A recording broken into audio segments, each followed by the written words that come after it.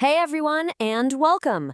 Have you ever wondered how the biggest companies out there organize the hundreds, even thousands of products we see every day? Well, there's actually a hidden blueprint behind it all, and today we are going to pull back the curtain. We're diving deep into the really fascinating world of brand architecture.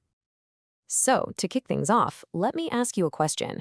What in the world could a simple bar of Dove soap and a delicious pint of Ben& Jerry's ice cream possibly have in common? I'll give you a second to think. The answer might just surprise you.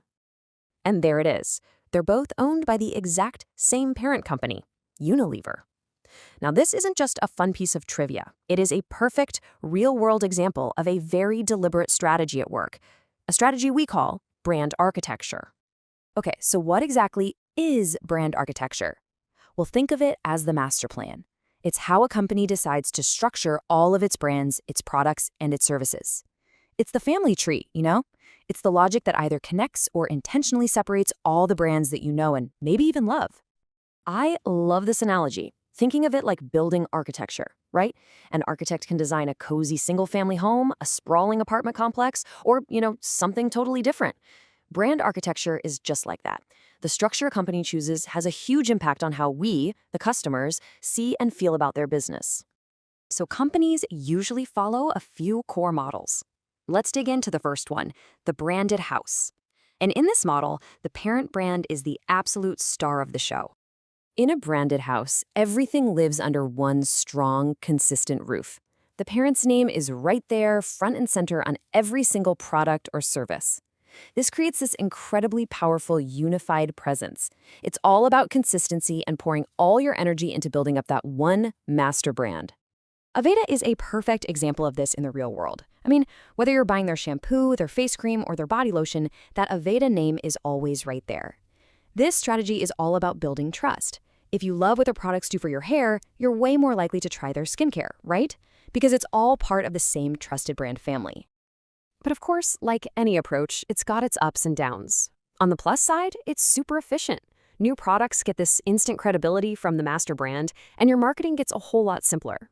The downside? The risk is huge. One bad product can damage the reputation of the entire brand, and it's really hard to stretch into different areas. I mean, let's be real, Aveda-branded frozen pizza just isn't going to work. All right, so our next blueprint is basically the complete opposite. Welcome to the House of Brands. Here, the individual brands get all the glory, while the parent company kind of hangs out in the background. With this model, each brand is built to be a standalone superstar. It has its own unique personality, its own look, its own target audience. The parent company acts more like a quiet manager, just overseeing a portfolio of independent businesses. And here we are, full circle, right back where we started. Unilever is the textbook example of a house of brands.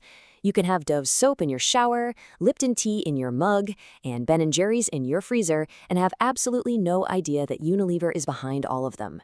Each brand gets to tell its own story to its own very specific audience. The biggest advantage here is, without a doubt, flexibility. You can target totally different markets, from beauty to food to cleaning supplies. And hey, if one brand has a bad year, it doesn't sink the whole ship. The catch? It's expensive and it's way more complex to manage. You're basically building every single brand from the ground up, without that built-in reputation of a famous parent. Okay, so we've seen the one brand to rule them all approach, and we've seen the let a thousand flowers bloom approach. But what if you want the best of both worlds? Well, that brings us to our third and final blueprint, the hybrid model. Yep, it's pretty much what it sounds like. This model is a blend. It lets a company pick and choose its strategy depending on the product or the market. Some products might get the parent brand's name, while others stand completely on their own. It's all about making a strategic choice for each and every situation. Amazon is an absolute master of the hybrid model. Think about it. They use that branded house approach for products like the Amazon Echo, where they're directly using the power of their master brand. But when they bought Twitch, a huge platform with its own really strong, unique identity, they were smart enough to keep it as a standalone brand.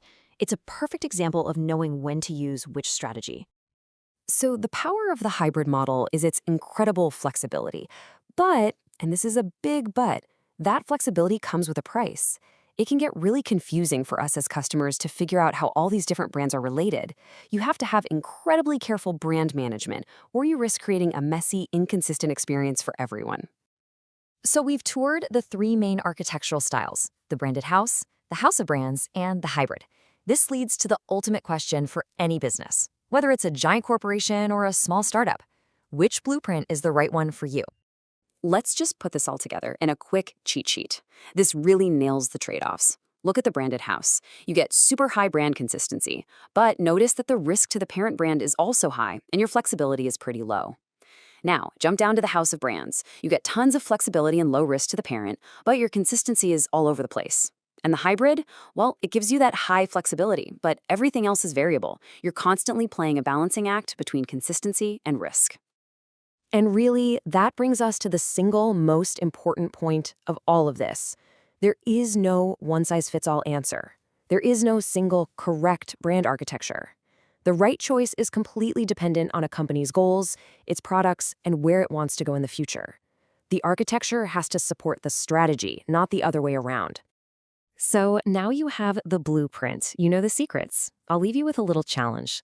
The next time you're at the grocery store or just scrolling online, look a little closer. Can you spot the architecture? Is that a branded house where one name is on everything? Or is it a house of brands with a hidden giant pulling the strings? I promise once you start looking for it, you'll start seeing these blueprints everywhere.